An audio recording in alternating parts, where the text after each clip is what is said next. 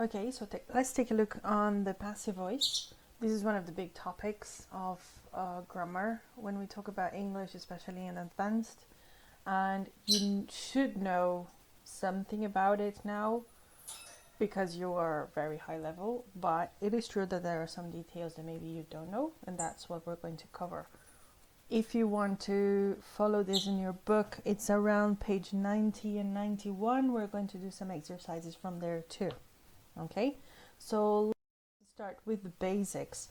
When do we use the passive voice? We use it when the action is more important than the agent. I don't mind who's doing the action. I am more concerned with this action and the results of it, and I really don't care about who's doing it. Another thing is when the agent is a no. When we say people, when we say they. So people think, people admit, it is admitted, it is thought. When we don't have an agent because it's this general unknown entity, generalized in society. And another thing, it is more formal. You're going to use this in your everyday life, academic, business, in the exam. You're going to use it in formal writing. It is true that in speaking we don't use it, only when it's a formal speaking. We're saying presentations or business meetings, thesis defenses, but usually we don't use it in speaking, okay? Because it is much more formal. So what's the difference between the active and passive sentences? The doctors performed an important operation. We have here someone doing something. Very clear, very easy.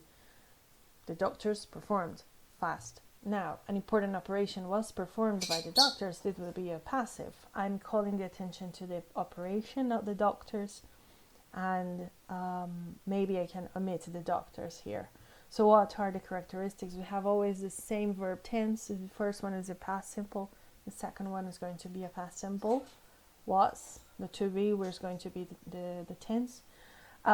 Also, we have to add the by, but it's true that the object can be omitted sometimes. In this case, for example, if I say that an important operation was performed in the hospital and the patient is doing well, I don't need to say the doctors. We know that the doctors did it. It was not the cleaning staff.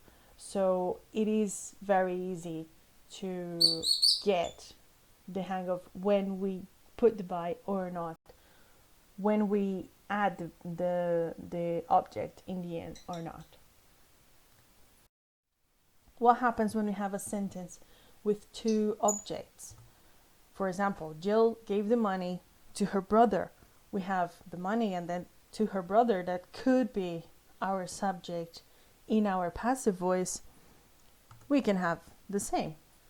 Her brother was given the money, or Jill's brother was given the money. That would be nice.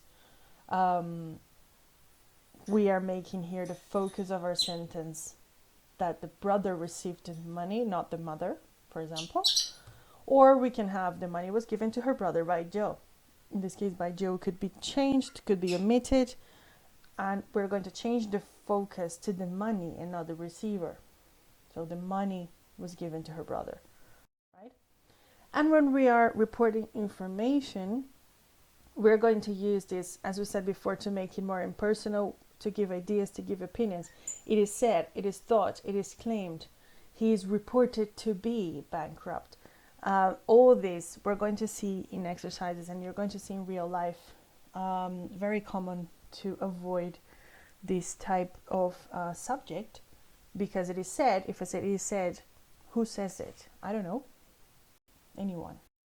Okay, so we have a special type of passive, is a have or get something done. You probably know this too. When something is done by someone else, but the subject is who arranges that. It looks weird, but when we read the sentences, it is easier. I'm going to have my hair cut after quarantine. This is everybody's plan, probably. So I'm going to have my hair cut. Who's cutting my hair? I'm not trying it. I'm not the one on YouTube trying to find tutorials. I'm going to have someone else cut it for me. So I'm going to have my hair cut. I don't say who, but I understand I'm not doing it. Or I'll get the report finished by tomorrow. It is true that I will have it, but I am implying that I'm not responsible for the time. I will get the report finished by tomorrow. I hope. I have no way of changing that deadline, because I can't control the time in this case, right? It is true that the second one, we're going to use it a lot. In informal language is one of the few types, well, both of them, we use in informal language, is one of the few types of passives that we're going to use in informal language that, but they're very easy. It's only to get or to have something, the object, done. When we say done, we mean the verb. So it's very easy to get the structure. So let's take a look now on the book. On page 90, you have on exercise 3 up there, you have a little text. This is the best type of exercise that you could use for practicing. You get a text with active sentences. You make it more formal by using passives, and it should sound nicer to you. So let's do the first sentence together. Then the other ones, I would like you to do it. And if you have any problems, you let me know. The first sentence you have there, recent studies have revealed 3 important areas in the study of the evolutionary factors of language. So we have the verb there, have revealed. The sentence is enormous, but you should be able to do it just paying attention by the verb. Okay, so have revealed, we have here a present perfect. We're going to maintain it present perfect the same. So one idea, one suggestion, because here we can do a lot of ways, but one suggestion would be this: 3 important areas have been revealed recently in the study of the evolutionary factors of language. This is one way. We are removing the recent studies from the beginning. We're not focusing on the studies. We're focusing on the 3 important areas, right? In English, as in Spanish, the first part of the sentence is usually the most important one.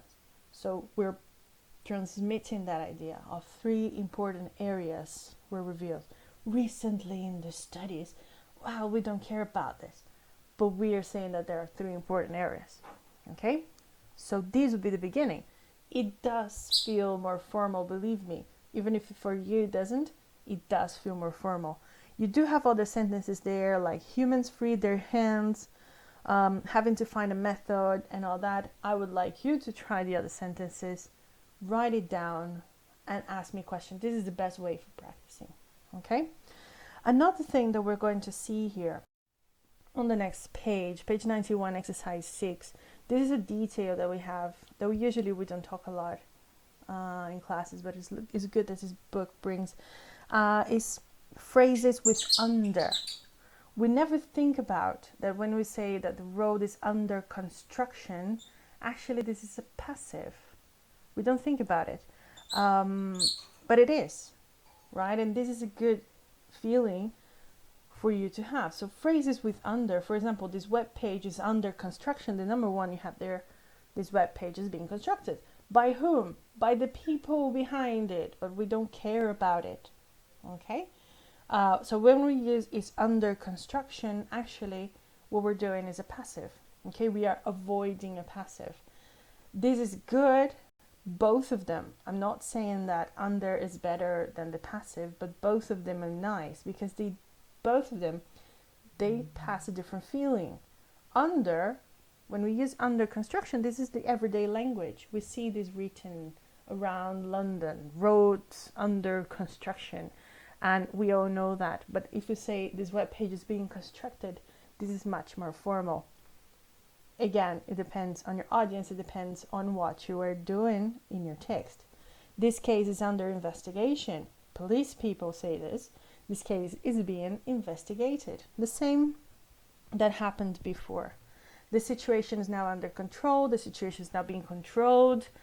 I was under orders not to tell anyone. This is really useful. I was ordered by someone not to tell anyone. In this case, it's really fun that the first one, you don't have to put it by.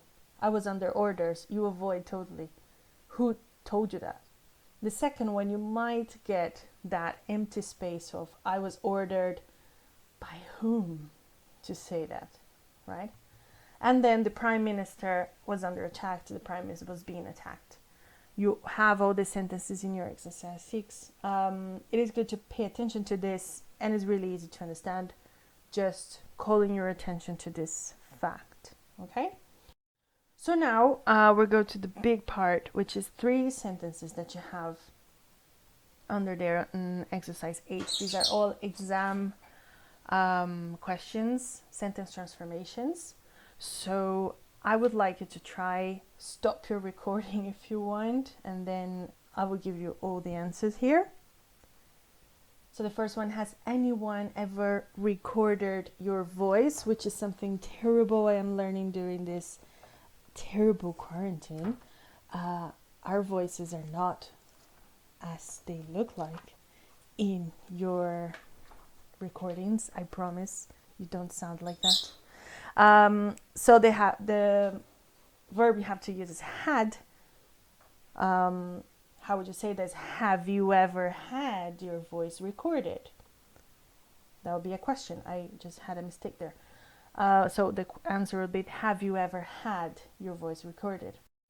The second one, we hired a professional photographer to take wedding photos. In this case, we have again had. We had our wedding photos taken by a professional photographer.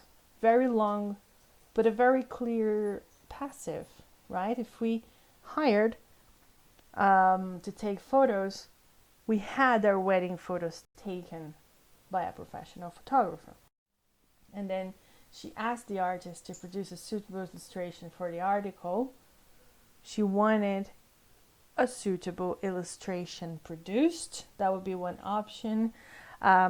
She wants to have a suitable illustration produced. Anything like that. She wants to get a suitable illustration produced. Another one possible. Okay, so all of this would be the passive. Try to add this in your writing. Try to make it yours. Take a look on the sentences you have on the book. You do have a lot more to read on these pages 90 and 91. My birds are telling you how to do it, probably.